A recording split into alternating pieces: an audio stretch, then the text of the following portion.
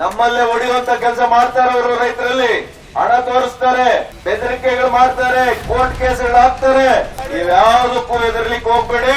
ಅವ್ರು ಎಷ್ಟೇ ಕೇಸ್ ಹಾಕ್ಲಿ, ನಮ್ಮ ಸರ್ಕಾರ ಬಂದು ಒಂದು ದಿವಸದಲ್ಲಿ 24 ಗಂಟೆಗಳ ಕೇಸ್ಗಳೆಲ್ಲ ತೆಗೆಸಾಕ್ತೀವಿ. ಅದೇನಾಗ್ತಾರ ಹಾಕಿ. ಇವತ್ತು ಗಂಟಾ ಘೋಷಣೆ ಮಾಡ್ತಾ ಇದ್ದೇನೆ ನಿಮಗೆ. ನಮ್ ಸರ್ಕಾರ ಬಂದ ಮೇಲೆ ಈ ಕೆಡಿಬಿ ಏನಿದೆಯಲ್ಲ ಒಂದು ದೊಡ್ಡ ದೆವ್ವ ಆಗೋಗಿದೆ. ಇದು ನಿಮಗೆ ಗೊತ್ತಿರಲಿ, ಬೆಂಗಳೂರು ಸುತ್ತಮುತ್ತಲೂ ಕೂಡ 25,000 ಎಕರೆಯನ್ನ ಇವತ್ತು ಸ್ವಾಧೀನ ಮಾಡಿಸ್ಕೊಂಡಿದ್ದಾರೆ.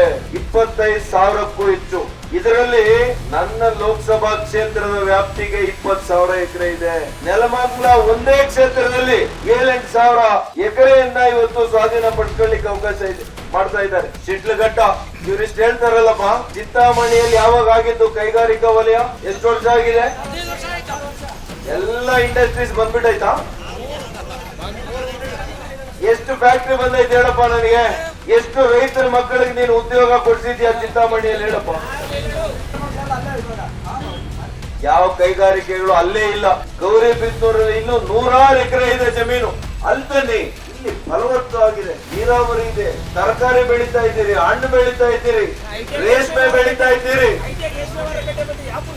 ನಮ್ಮ ಸರ್ಕಾರದಲ್ಲಿದ್ದಾಗ ನಾನು ಹೈಟೆಕ್ ಸಿಲ್ಕ್ ಮಾರ್ಕೆಟ್ ಅನ್ನ ಮಾಡಿಸ್ಕೊಂಡಿದ್ದು ಇವರ ಮಾಡಿಸ್ಕೊಂಡಿದ್ದು, ನಾವು ಮಾಡಿಸಿದ್ದು. ನಾನು ಜಿಲ್ಲಾ ಉಸ್ತುವಾರಿ ಸಚಿವನ ಇದ್ದಾಗ ನಾನು ಮಾಡಿದ್ದು. ಇವರು ಸಿಲ್ಕ್ ಮಾರ್ಕೆಟ್ ಮಾಡ್ತಾವ್ರೆ, ಸಿಲ್ಕ್ ಜಮೀನನ್ನ ಲಪ್ಟಾಯಿಸ್ತಾವ್. ಮತ್ ಸಿಲ್ಕ್ ಮಾರ್ಕೆಟ್ ಯಾರಿಗೆ? ಇದು ಇದಕ್ಕಿನ್ನ ಘೋರ ಅಪರಾಧ ಇವ್ರು ಮಾಡ್ತಾ ಇರೋದು ಇನ್ನೊಂದಿಲ್ಲ. ಮತ್ತು ಮಾನ್ಯ ಸುಧಾಕರ್ ಅವರೇ, ನಾನು ಇವತ್ತು ನಿಮ್ಗೆ ಎಚ್ಚರಿಕೆ ಕೊಡ್ತಾ ಇದ್ದೇನೆ. ನೀವೇನೋ ನಿಮ್ ಸರ್ಕಾರ ಇದೆ, ನೀವು ಮಾಡಿದ್ದೆಲ್ಲ ಸರಿ ಅಂತ ತಿಳ್ಕೊಂಡ್ರೆ ಆಗೋದಿಲ್ಲ. ಮತ್ತೆ ಸರ್ಕಾರ ಬರ್ತದೆ, ಅದು ನಮ್ ಸರ್ಕಾರ ಇರುತ್ತೆ ಅನ್ನೋದನ್ನ ಎಚ್ಚರಿಕೆ ಇಟ್ಕೊಳ್ಳಿ.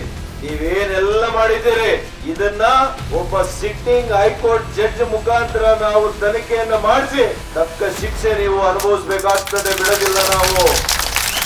ಅದು ಸುಲಭ ತಿಳ್ಕೋಬೇಡಿ. ಕೇಳೋರಿಲ್ಲ, ಶಿಡ್ಲಘಟ್ಟದಲ್ಲಿ ಯಾರು ಕೇಳೋರಿಲ್ಲ. ಕೇಳ್ಬೇಕಾಗಿರೋರ್ನ ಜೊತೆಲಿ ಇಟ್ಕೊಂಡ್ ಬಿಟ್ಟಿದ ತಕ್ಷಣ ರೈತರನ್ನ ಹಾಳು ಮಾಡಿಬಿಡ್ಬೋದು ಅಂತ ತಿಳ್ಕೋಬೇಡ್ರಿ. ದೊಂಗಲು ಸಂತಕ್ಕೆ ಪೇನಟ್ಲು ಕಾದಪ್ಪ.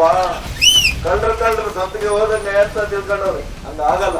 ಪ್ರಜಾಪ್ರಭುತ್ವ ಇನ್ನೂ ಬದುಕಿದೆ ಈ ರಾಜ್ಯದಲ್ಲಿ. ರೈತರ ಸಮಸ್ಯೆ ಕೇಳಲಿಕ್ಕಿಂತ ನಾವೆಲ್ಲ ಬದುಕಿದೀವ್ರಿ. ನಮ್ ಸರ್ಕಾರ ಇಲ್ಲದೆ ಇರ್ಬೋದು, ರಾಜ್ಯದಲ್ಲಿ ಕೇಂದ್ರದಲ್ಲಿ ಇದೆ. ಎಂತೆಂತ ಒಳ್ಳೆ ಕೆಲಸಗಳು ಮಾನ್ಯ ನರೇಂದ್ರ ಮೋದಿ ಅವರು ಮಾಡ್ತಾ ಇರೋದು. ಇಂತ ಒಂದು ಕಠಿಣ ಪರಿಸ್ಥಿತಿಯಲ್ಲಿ ಕೂಡ ಇವತ್ತು ನಮಗೆ ಪೆಟ್ರೋಲ್ ಸಿಗ್ತಾ ಇದೆ, ಡೀಸೆಲ್ ಸಿಗ್ತಾ ಇದೆ. ರೈತರಿಗೆ ಪ್ರತಿ ವರ್ಷ 6,000 ರೂಪಾಯಿ ನಾವು ಇವತ್ತು ನಿಮ್ಮ ಅಕೌಂಟ್ಗಳಿಗೆ ನೇರವಾಗಿ ಬೀಳ್ತಾ ಇದೆ. ಗೊತ್ತಾ ಇದೆಯಲ್ವಾ?